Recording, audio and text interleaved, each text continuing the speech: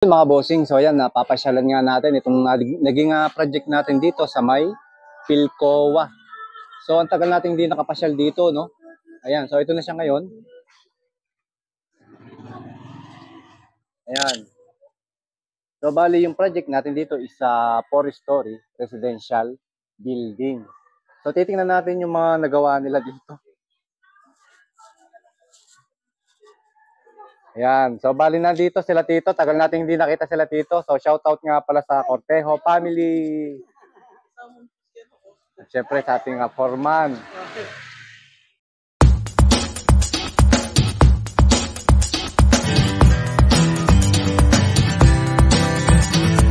Ayan. So, bali ito actually mga bossing, hindi pa siya fully finished. Dahil nga, yung bahay na to is pinatayo. Kung yan, hanggang saan lang yung ating budget. Ayan nga pala si Boss Sai, siya yung owner ng bahay na to. And then, akit muna tayo sa taas. Hingi muna tayo ng permission. Silipin ko lang muna, boss. Okay, so nandito tayo sa ground floor. Akit tayo ng second floor. Ayan. So, ito yung natira. And then, ito yung second floor, naka-skim coat na. At yan, naghahakot-takot na nga ng gamit sila. So actually, hindi biro magpagawa ng bahay mga bossing, lalo kung ganito kataas. Dahil napakamahal ng mga materyales. Pero, pwede tayo magpatayo ng bahay, structural lang muna tayo. Patayo natin yung mga footings, foundation, columns, slab, beams. And then, palagyan natin ng mga walls. And then, papalitadahan. And then, pwede tayong magpagawa ng unti-unti. So, ang pinaka-importante, structural talaga. Ito yung isa sa pinakamagastos sa pagbubuo ng bahay. Ayan, so ito, itong ating second floor. Actually, ito ay, di pa naman siya totally livable, pero konti na lang yung kulang. Tiles, mga bowl. Then okay na, naka-finish na. So, tagal ko kasi hindi nakapunta dito mga bossing. Ang ginawa yan, nung last na punta ko dito, yan, tayo yung nag-electrical dito. So, yan. Pero yung electrical nito is kumpleto naman. Para sa mga lighting, sa ating mga CO, convenience outlet, kumpleto lahat yan. Okay? Then, nakita tayo dito. Tingnan natin yung 3-way, kung gumagana yung 3-way natin. Yan, buksan natin. Ayun yung ilaw. Ito yung switch. Ay, dito pala siya. Dito nga pala siya, switch siya sa ground floor yung ating 3-way. So, akit naman tayo sa third floor. Okay?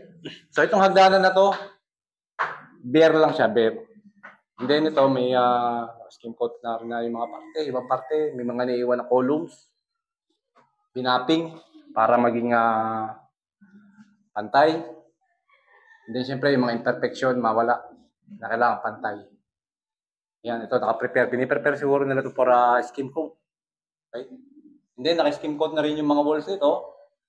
Kisame. At yung third floor, ito. Silipin natin yung third floor.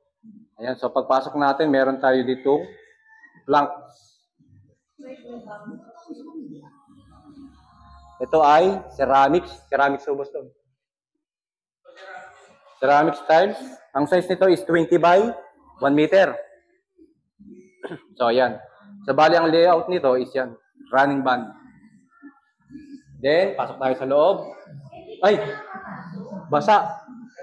Bagong grout. Ayan. Ang gamit ditong grout, mga bossing, epoxy grout. Pangyayamanin yan, mga bossing. Kaganda na epoxy grout, pang matagalan niya, basag na yung tiles natin, yung grout, buong buo pa. Ayan, so dito mapapansin niyo may pagkalihis yan, no? Kasi yung lote nito isa parang tabas kalamay, hindi siya totally eskwalado. Ang eskwalado lang nito is yung itong side na to hanggang dun sa harapan. So ang ganda na nitong Ito, pwedeng-pwede ng tirahan. So yung kanilang lababo, sink na lang ang kulang. Solid surface, granite, mas maganda dyan. Then yung mga wall nito, finish na rin. Yung kisame, naka-PVC, ceiling. And then, yung wall naman natin, naka-finish ng gloss. Sa comfort room naman to, CR mga bossing. Ayan. So yung CR nito, 60 by 60 yung ginamit hanggang wall. Tapos meron siyang accent sa ibabaw, 30 by 60. Ayan. So ito pwedeng gamitin na. So hindi na lang siya nalagyan ng harang. So pwede na dyan kurtina, shower curtain. Pwede na para yung tubig hindi pumunta sa water closet area. And then ito, yan kaya may makikita kayong drain doon. Ito yung lalagyan ng washing machine. Ayan. So bali dito naman meron tong dalawang kwarto. So ito yung master bedroom. Hanggang master bedroom is naka-planks dito, no? Then finish na rin, may PVC ceiling, ilaw na lang ang kulang. And then yung mga switch na ginamit natin dito, yan malalapad. Yan, magandang klase mga boss. Ito yung brand ng switch na ginamit. Yan, kung gusto niyo bumili, tingnan niyo lang yan. Yan. And then dito naman yung kabilang kwarto. So hanggang dito sa kwarto nito is naka-tiles pa rin siya ng plank tiles. Ayan, so fully finished na rin yung mga walls and then ceiling. And then ang pintuan na ginamit natin dito is flush door. Itong flush door na to mga boss, pag kahit flush door lang to kapag ito ay na-varnish, naka-varnish finish, parang solid wood na rin. So ito naman, for indoor, ang ating mga flush door, huwag kayong gagamit for outdoor kasi nga plywood. Pero pwede kayong mag-outdoor basta naka-varnish finish for protection sa init at ulan. Ayan. So yung hamba, mahogany wood. Ayan. So ayan, simple lang yung bahay dito, no? Ito pala mga boss yung ating main door dito. Ayan, may ginamit dito yung ating solid wood. Mahogany rin to. So naka-lever set. Then pwede to, mas maganda to, lagyan ng smart lock. Ayan. So maganda to pag na-finish ng varnish. Lalo na mahogany. So maganda yung pagkakalapat ng pinto natin. Walang sabit. And then ito naman, punta naman tayo sa roof deck. Nakit naman tayo dito sa roof deck. So bali pang 4th floor na tayo. Ayan. So ito, yan. Bare pa siya. So may napalitadahan na ilang parte na walls. And then may natirang mga wala pa. Ayan. So yan. Ito magagamit na rin naman for lagay ng mga gamit. And then yung sahig nito, sa ibabaw, so yung ginamit dito na mga beams is I-beam. Ayan. So ito yung naging framing ng ating slab.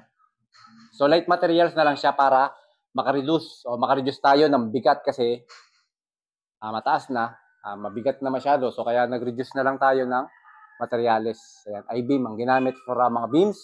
And then sa mga soleras naman ay tubular lahat. Okay? So ang layout niyan is 1 foot lang yung pagitan. Ayan, din yung ating mga sanitary pipe, okay na rin. Kompleto na. So ito, nakabang pa rin to para maging unit.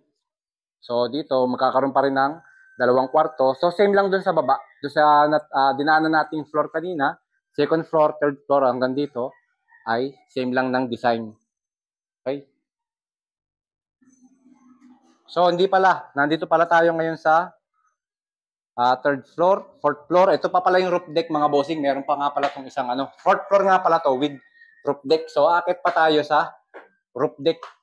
Ito yung pang-5 palapag. So bali yung hagdan nito, ayan, concrete. Yung kalahati, pagdating sa landing, ay ginawa na lang I-beam, bakal.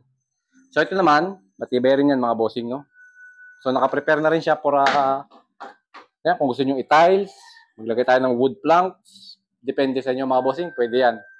Ayan o. Dahil nakabang naman siya for tiles. Pwede rin naman tayong mag wood planks. Okay? And then gabay. Siguro mas maganda dito. Lagyan ng gabay for safety. Ayan. So pag-akit natin dito, ito na yung roof deck. Okay? So, yan. Labas tayo. Napakataas na mga bossing. Ayan, so yung view.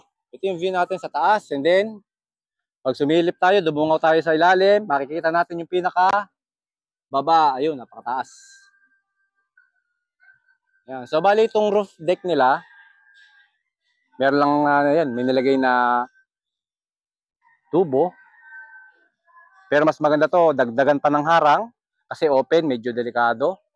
And then, hindi ko lang alam kay boss tayo, may-ari nito kung anong plano niya dito. Pero mas maganda dito, lagyan ng harang for safety. Dagdagan pa ng bakal. Kasi di natin masasabi yung aksidente na pwedeng mangyari. Tsaka may open na to, kailangan dapat may harang.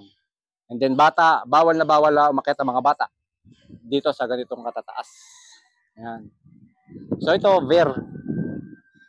concrete. So naka-waterproof naman to.